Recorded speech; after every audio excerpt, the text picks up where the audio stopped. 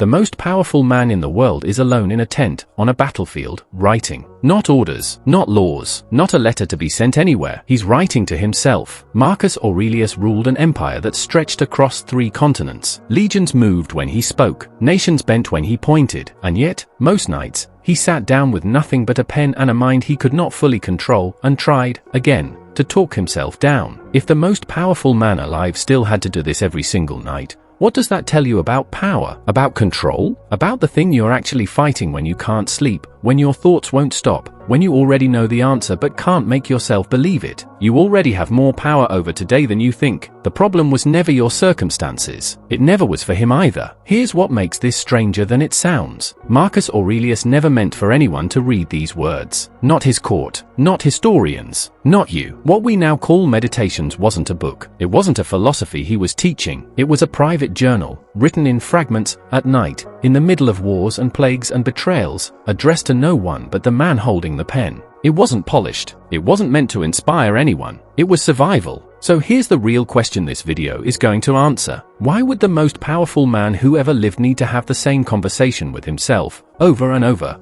almost every night, for years? And if he needed it, despite the armies, despite the empire, despite having more control over the external world than almost anyone in history, what does that mean about the version of control you're chasing right now? To understand why he wrote the way he did, you have to understand what his life actually was. Marcus Aurelius became emperor of Rome in 161 AD, and almost nothing about his reign was easy. Within years, a war broke out on the eastern frontier that would drag on for over a decade. Then came something worse, a plague, likely smallpox, that swept through the empire and may have killed as many as 10 million people. Marcus ruled through it. He buried friends, advisors, and eventually his own children, several of whom didn't survive childhood. He fought wars along the Danube for years, commanding troops from a tent instead of a palace, because the threats never stopped long enough for him to go home. He wasn't a philosopher who got to sit in a garden and think. He was a man drowning in responsibility, grief, and violence, who happened to also study Stoic philosophy since he was a teenager, not as an escape from his life, but as a tool to survive it. This matters because it's easy to hear ancient philosophy and assume it's abstract, detached, comfortable. It wasn't. Everything he wrote from inside the worst years of his life, in real time, with no guarantee any of it was working. 3 ideas kept showing up, night after night, in different words, like he was trying to teach himself the same lesson from a different angle each time. Those 3 ideas are what we're going to walk through, not as history, but as something you can actually use tonight. There's a line Marcus wrote to himself that's since become almost a cliché, repeated so often it's lost its edge. The impediment to action advances action. What stands in the way becomes the way. Strip away the familiarity and look at what he actually meant. He wasn't saying obstacles are secretly good, or that you should pretend hardship doesn't hurt. He was saying something more specific, that the obstacle itself can become the material you work with, instead of the wall that stops you. Think about what this means for overthinking specifically, since that's probably closer to your actual battlefield than a war on the Danube. The spiral, the loop of replaying a conversation, rehearsing a conflict that hasn't happened, catastrophizing a decision you haven't made yet. You've probably spent years treating that spiral as the enemy, something to shut off, something wrong with you. Marcus would have looked at that differently. Not, how do I stop this thought? But, what is this thought made of, and can I use it? An overthinking spiral is, underneath the discomfort, just your mind rehearsing control it doesn't have. If you can see that clearly, not judge it, just see it, the spiral stops being a malfunction and starts being information. It's showing you exactly where you feel unsafe. And that's usable. That's a place to actually work. The obstacle was never separate from the path. For him, the plague, the grief, the endless war, that was the path. For you, the anxious loop at 11 p.m. is not blocking your life. Right now, it is your life, and it's asking to be worked with instead of fought. This is the idea Marcus returned to more than any other, in more forms than any other. Stripped down, it's this: you don't control what happens. You only control how you interpret what happens. It sounds almost too simple to matter, but sit with the gap he's pointing at, the space between an event and your reaction to it. Most people live as if that gap doesn't exist. Something happens, and the reaction feels instant, automatic, inevitable. Someone doesn't text back. Instantly, they're upset with you. A mistake at work. Instantly, you're incompetent. This proves it. Everyone will see it.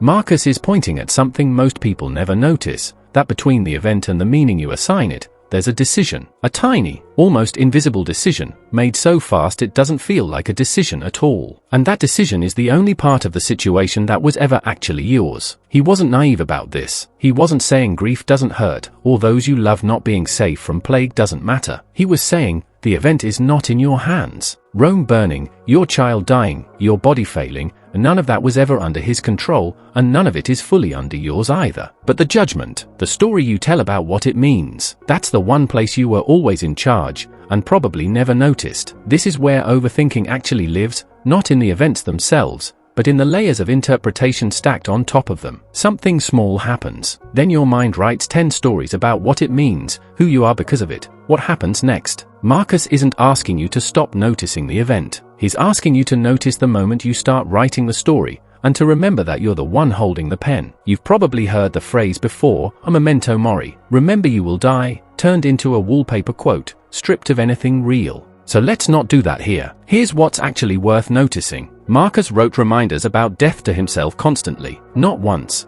not as a breakthrough insight he had and moved past. Repeatedly, night after night, in different phrasings, like a man who kept forgetting something urgent and had to be told again. That detail is the important part. He needed the reminder daily. The most disciplined mind in the ancient world, and it still didn't stick. He didn't learn the lesson once and graduate. He had to relearn it, over and over, for years, possibly for the rest of his life. If that's true for him, it changes what it means for you to keep needing the same reminder. Maybe you've told yourself before, stop overthinking this, it doesn't matter as much as it feels like it does, you'll be fine, and it worked, for a day, an hour, and then the old pattern came back anyway. You've probably taken that as proof you're failing at this, that you should have it figured out by now. Marcus didn't have it figured out either. He wrote the same insight to himself in his 40s that he'd probably written in his 30s, because insight isn't a door you walk through once. It's a room you have to keep re-entering. This isn't permission to stay stuck. It's permission to stop treating repetition as failure. The mind that needs reminding isn't broken. It's just a mind, doing what minds do. And the practice was never about arriving somewhere. It was about showing up again.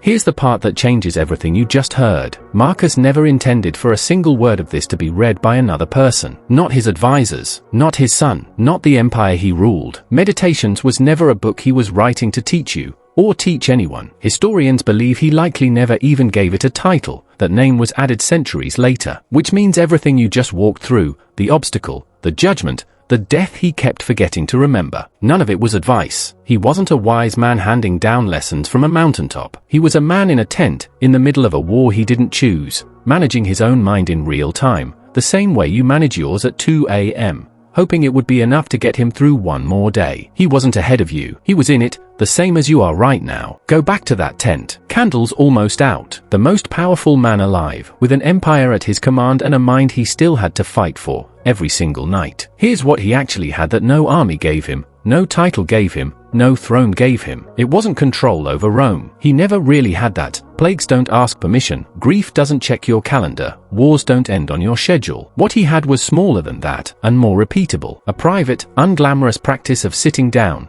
in the dark, and talking himself back from the edge of whatever the day had done to him. Not once. Not as a breakthrough. As a habit. Returned to constantly. Imperfectly. For years. That's the part that was actually his. That's the part that's actually yours too. If any part of this felt like it was written for you specifically, it probably wasn't just you. A lot of people in this room are sitting with the same 2 a.m. conversation Marcus was having 1800 years ago. If this helped, the most useful thing you can do is share it with someone who needs to hear it tonight. And if you want more of this, stick around. This is exactly the kind of thing we dig into here.